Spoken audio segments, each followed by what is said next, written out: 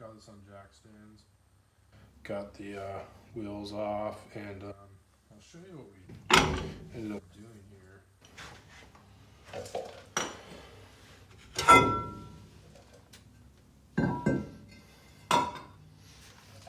So, in order to get home, we kind of just took everything out of here. We vice gripped this line, kind of bent the line, so we got to get a new line, but it was leaking from this, and this is what broke, and there was no sourcing this part. It's called like the anchor pin, and it just completely sheared. So this was the sketchiest thing. This was still kind of leaking. I had a brake pedal, but I didn't want to lose it because I don't want to use it because I could lose it by leaking so much fluid. So the whole way home, like an hour and 10-minute drive, I was just downshifting and using my e-brake, which was only working on the driver's side wheel. So I just had one wheel that I was braking with. In case, of emergency, I could use the brakes, I guess, but I was just not using the brakes because I don't want to lose them in case of emergency. But whenever I pulled it into the garage, I did have brakes, I did have pedal, and the front brakes are like a separate kind of setup on the booster, so I would always have front brakes. But yeah, no, this was super sketchy. But we made it home, and I only got like 2 laps out, and yeah, so I'm gonna order up. There's no finding this part just by itself, but you can get the backing plate, and it comes with one of these, and this backing plate is probably pretty mangled. I'm not too sure about this, if it's messed up at all, but I'm gonna go ahead and do this on both sides, and then I kind of think I should pop open the diff cover, see if that's where my noise is coming from, see how everything's looking in there. Just kind of go through this thing, double check my transmission fluid level, change my oil. Just kind of get it ready for the next event. Well, it doesn't look that good under here. I kind of want to remove this brace for the spare tire, but let's check her on out. Lots of shiny flakes, lots of metal in there. I think our blocks are definitely a little worn down. See how much play they got.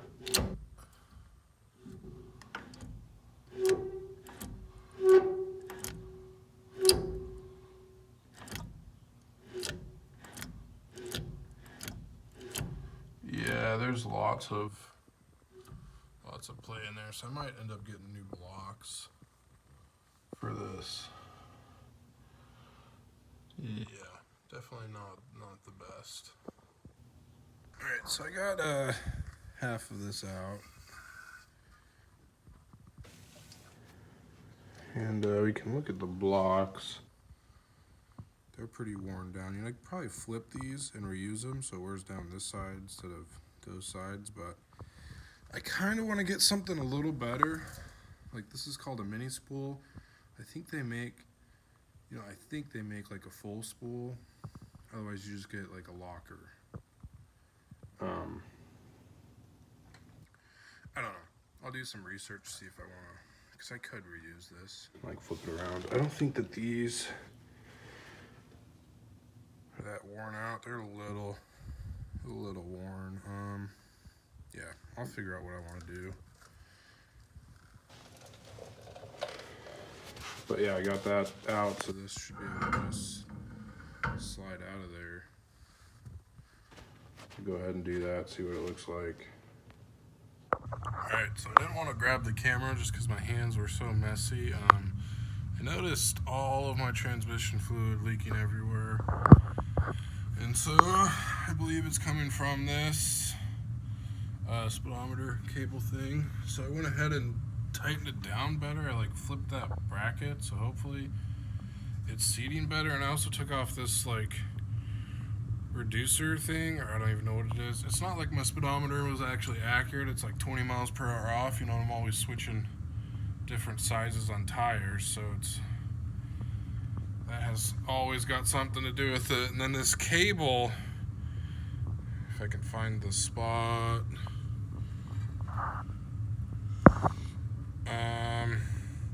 this cable was like rubbing on the drive shaft and it was fraying it. So I'm gonna try and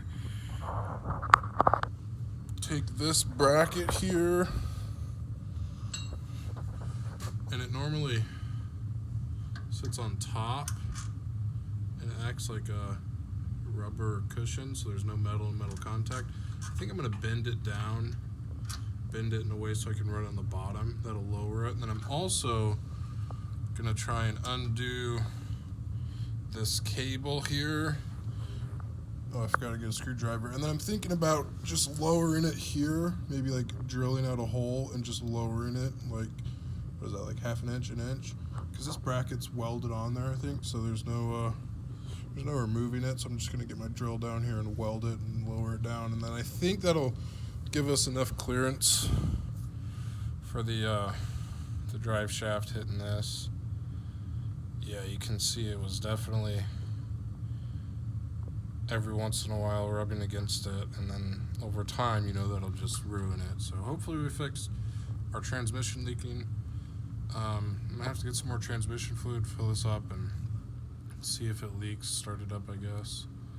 But yeah, everything's a mess down here, so it's a good thing that we're fixing stuff.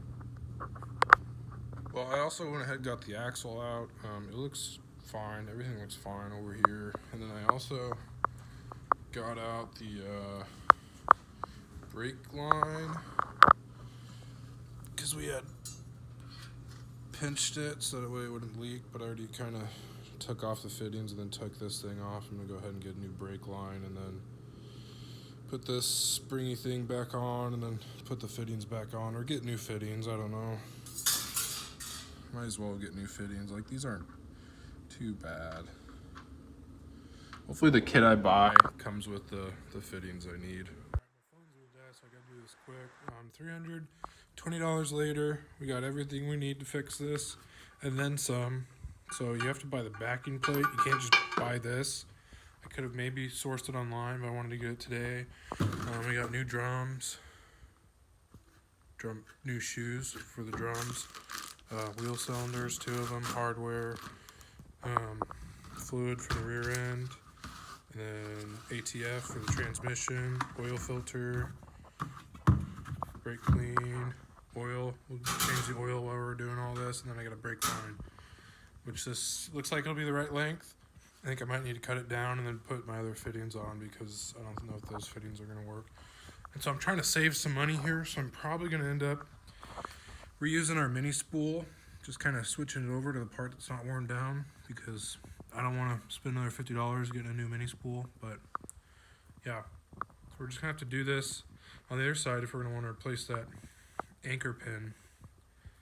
So we'll wait to do all the brakes, and then I'll take off the other drum, so I got a reference on this side of how to put it back together. And then we'll once we get both anchor pins changed out, then we'll go ahead and put the diff back together and put fluid in it, and then we'll be good. We'll be good to go. Alright, so I guess you had to drill these out for your e-brake. I kind of did a butched up job on this one. The other one looks pretty good, but yeah, it'll work probably. Yeah, so I'm gonna go ahead and clean this up as best I can and slap this on there, and yeah, here, I'll show you the other one.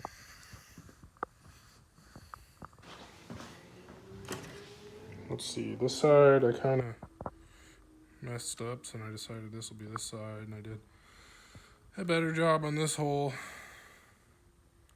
Just was hard because I don't have one of those center punch things for your drill bit, so I just kind of tried my best. Alright, so I went ahead and put my new line up there, kind of measured it pretty close to the old one.